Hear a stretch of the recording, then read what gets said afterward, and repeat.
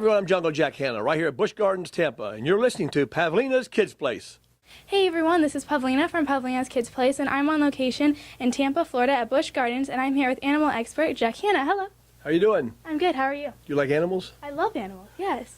Yeah, and we have a little lemur here, so. That's right. This is a little lemur. It's a red ruff lemur, and they're a very, I don't say prehistoric animal. They've been on the planet for many thousands of years, so they call it pre-simian, which means pre-ape, before the monkeys and apes were here. Okay. And people say they're from Africa, but they're from Madagascar, which is an island off the coast of Africa. So yes, you could say Africa, but they're from Madagascar, which is a big island off the east coast. You look at the little animals, his little feet there, and his fur. Go ahead, if you want to, just go ahead and touch that fur there, right there, like this. Oh, That's one thing that the animal many years ago was poached for their fur and for food. That's now stopped. There used to be about 60, 70 lemurs in that island. Today it's down to about 24 different types of lemurs. This is one of the largest, the red ruff lemur. The Busch Gardens here in Tampa does a great job with in educating folks about the lemur, that it is very endangered. It only exists on Madagascar in the wild, and that they're doing it. We support the Busch Gardens folks, and they support projects over there, conservation projects. Matter of fact, they support conservation projects in about who knows how many countries throughout the world. Yeah, so really when it's about Busch Gardens and or SeaWorld and or the Columbus Zoo, the point is we support things in the wild just as much as we support at home. Yes, definitely. That's great. That's awesome, though. So you've been coming to Busch Gardens for a long time. What makes it special for you, and what do you like best about it? Well, for me, because I came to this park in 1968, Yeah. right? When just a few birds were here. And what I love is when I come to Busch Gardens, especially a lot of zoos in the country come here. Why is that? Because they are innovators. They just built probably one of the finest veterinary hospitals in the entire world, than any zoo in the world, even a veterinary hospital that you wouldn't believe. The African veldt here has been here for 30, 40 years. It's changed very little. So it showed you that the observation they had in the future still exists today. So we're trying our best now to, in Columbus, we're building a huge African veldt, and we're modeling a lot of it after this park here. Yeah. If you look at a lot of zoos, you'll notice if you go through here, you'll see that they have reached out there further than a lot of us when they build things. Yeah. And you can pop your head up inside of a tiger pen, for example, or a tiger enclosure. You can do all sorts of things here that are fun, and that's the key to this park. You have fun here. I bring my grandkids here. Yeah. They don't necessarily come here to learn about animals. They're around animals all day long, but when they left here, they learned about animals through all kinds of things. The cheetah ride, for example, it goes through the cheetahs. I mean, you learn about the cheetah. I could go on and on for you, but I come here for that reason. Yeah. And I've been coming here since 1968, so 78, 89, oh no, forget that, a long time. Yes, definitely. Actually, the dinosaurs were here then. Oh, really? Yeah, that's how long. Yeah. That's really cool, though. Awesome. So I'm joking. I know. Okay, I understand. Yes. So, like you were saying, they have an awesome hospital here, and it's called the Animal Care Facility, right. and you can view animals getting operated on. So, did you contribute any ideas to it?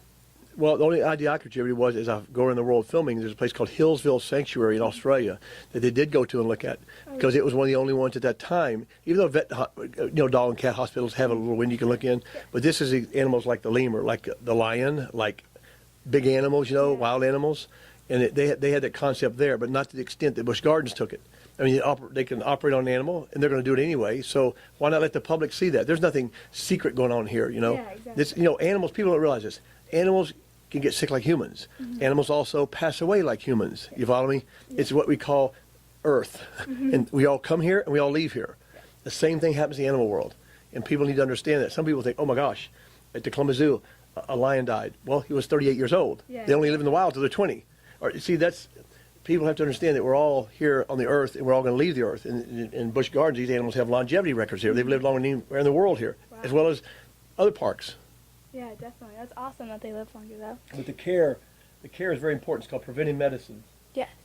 That's what their hospital is all about. All of our hospitals in the zoo world are about preventive medicine, even human medicine. It's preventive medicine, and that's what they also teach. Yeah, definitely. That's awesome. So, do you have a favorite animal that you either liked when you were younger, and has it changed throughout your older? My wife. It's funny, isn't it? Yes. You wouldn't, you're too young. Anyway, that's a joke.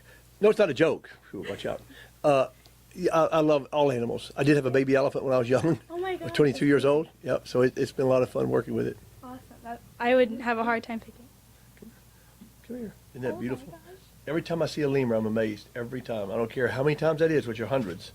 You can't not say that that's a beautiful. Isn't that amazing? Oh my gosh, Almost has a fox head, doesn't it? Look at that head, just like a fox. Yeah, exactly. There's even a flying fox, by the way, has a head like this.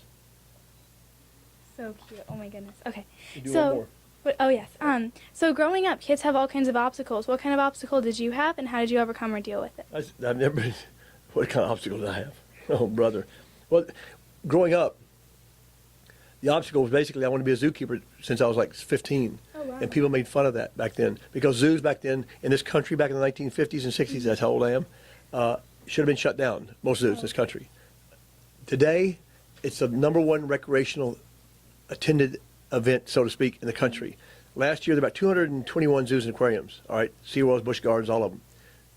Last year, 176 million people went to them. 176 million. Yeah. That's counted attendance. That's bigger than pro football, everything, NASCAR put together. So you see the turnaround there. Yeah. But back when I did it, people made fun. You don't want to go to a smelly zoo, Jack. You don't want to do that and throw peanuts at the, they just thought it was funny. Yeah. I didn't think it was funny. So all I did was obstacle after obstacle. In college, there was nothing really to take then. Mm-hmm. I took political science. You're probably the first person I ever told that to. But I read, my own stuff. And I pursued my dream. I became a zookeeper. You made me married, making like, I don't know, $120 a week back then. Mm-hmm. Sheldon cake. I learned. I loved it. And that's how I progressed to wherever I am today. I don't even know what that is.